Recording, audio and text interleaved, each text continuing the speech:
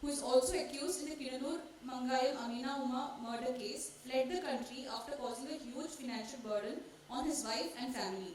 The wife says that it is no surprise that he has joined a terrorist organization because he would do anything for money. He has married 4 times. Praju converted to Islam 3 years before marrying her.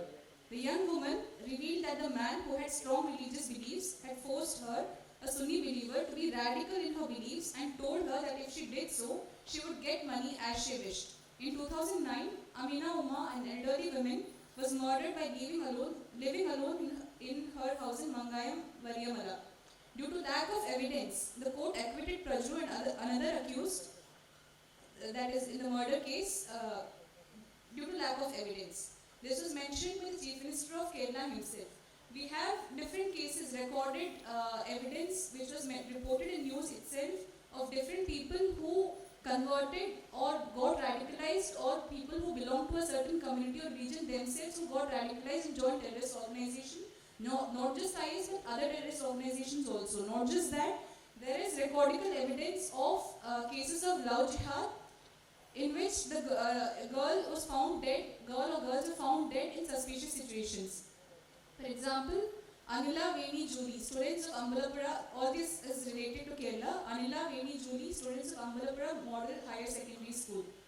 Vrinda Papinisheri Kandu. We have at least 18 such cases of reported suspicious deaths linked with love jihad and other killings.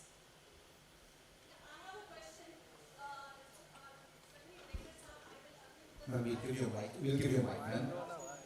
Just a moment. We'll give you a mic. Hello. Yeah, hi. This is Runa from Virginia. Director साहब, I will definitely say 32,000 या 25 या 30,000 मायने नहीं रखता है, मायने crime रखता है.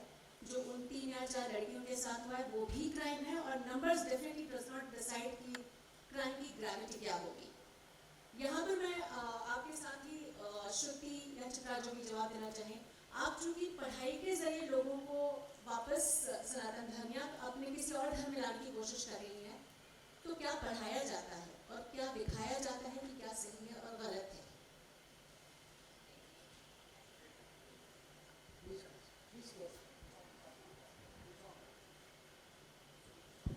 Hello. Yeah. See, when a person who has been radicalized or brainwashed into a certain ideology is brought to our institution, they are in a particular mindset that they are not even willing to converse with us.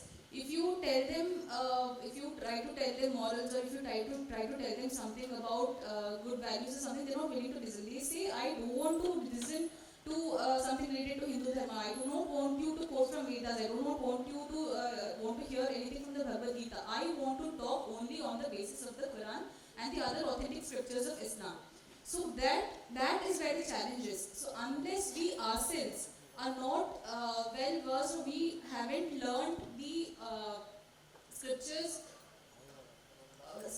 authentic scriptures which are leading these people, or certain verses from the authentic scriptures which is motivating these people into adopting radical or anti-national mindsets, and counsel them and bring them back by telling them how fallacious these are, or how dangerous these are, or how they have been fooled or brainwashed into believing that something like this is the words of God or divine inspiration.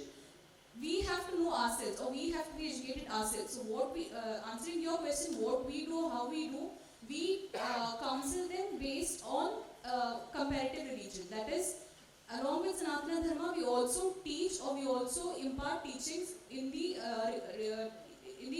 scriptures or teachings of the other religions. All we teach Sanatana Dharma, also we teach all other religions, not just Islam. We teach Christian. I mean, we have studied and researched and taught about all other religions, and then we teach them the real history of India. That is the undistorted history of India, cultural, social, and the true history of India's freedom struggle. What we are taught in our textbooks today is mainly biased history. So we teach them the real history, which is based on facts and evidences and the current happenings. And we also provide them spiritual counseling based on Yoga Vidya and meditation and certain sadhanas. This is an overall comprehensive syllabus which is not, it's not like somebody comes, you talk to them, you can revert them in 1 or 2 days or 1 or 2 hours. If it's purely ideological, just a 2 or 3 hours conversation is enough to bring someone back or de-radicalize them. For example, in the case of Anaga, she was brainwashed so ideologically, but it was purely ideological conversion. So in her case, it just took about 3 hours to make her realize the fallacies of what she was made to believe and adopt such a mindset and bring her back. But if there is some other angle involved, for example, loud trap or narcotic jihad or different other traps, it takes time. You need to be very patient, and the person has to cooperate, the parents have to cooperate. So it's a very long process and a challenging one too. Yeah, hi. Hello. Okay. One final question, please, ma'am. Hi, Preeti here from CNN News 18. Anaga, can you share some of your life stories, like कैसे हुआ आपके साथ?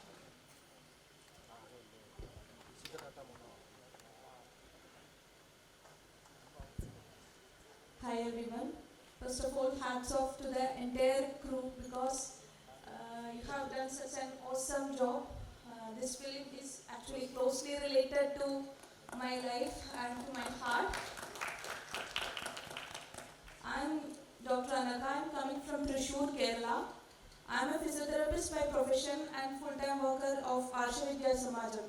Before 2 years, I too went through a stage of conversion. And like Shalini Unnikrishnan, that character, my life was also changed upside down during my hostel days. Even though I was born and brought up in a practicing Hindu family, I was not at all aware about why I am doing all these things, or I was unaware about my dharma.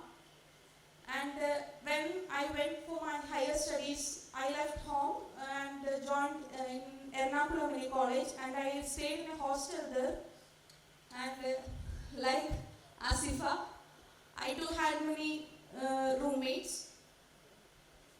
The conversion strategy, what shown in the film, is exact, not a bit exaggeration. I must say that it is exact because they themselves create a situation and slowly inject or slowly started to say about their religion. Between the normal conversations itself, between us, religion came a topic and they started us questioning. Just like whatever you are asking. Actually, after seeing the film, I was really angry with you because you have acted so much best, okay?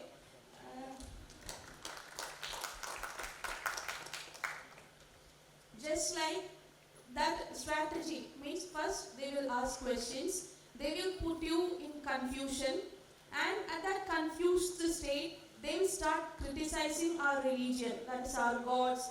The same exact questions, why are you having this much gods, why are you praying to a stone, so much questions they keep on asking, and because of we are unaware about why we are following all these things, or I was unaware about my dharma, so I couldn't answer any of those questions, and like Shalini Krishnan kept silent, I also kept silent. And after noticing, I felt that somewhere a degrading thought came to me that why I am not knowing these things, so I have to search on. So I came to my parents and asked these questions, what I faced from my friends. And they told me that just because our forefathers are doing all this, we are following the same. It was obviously not convincing to me. I started searching in social medias also, but there also I couldn't get any convincing answers because many explanations to shlokas, etc., are given. But what a common man has doubts, it was not given by any of the scholars or I couldn't get from any sources. So slowly, as depicted in the film itself, slowly Shalini started to ask questions. Okay, if this is wrong, then what is right? They make us to ask like that. And slowly I started asking, okay, then what is right? And they started to say that Allah is the only God. No others should be worshipped other than Allah. If you worship anybody rather than Allah, you will be put in hell. The first thing they will present, they are presenting their ideology in such a way that it is the best and it is the only truth. And slowly I started asking more questions, and when they notice that we are interested, they will give more books, that is Quran translations, that is called tafsir.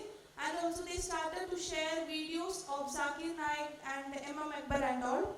And actually these videos of those people made me actually radicalized. I was radicalized to that ideology, because I slowly, gradually, my brain was fed up with this radicalized ideology. I was becoming a dangerous girl, I must say, because I started to believe that none of the ideologies except Islam is right.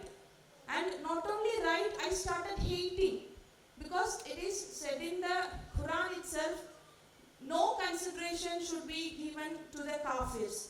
I am not at all exaggerating it. There are many verses in the Quran itself how they consider, or how Allah consider kafirs.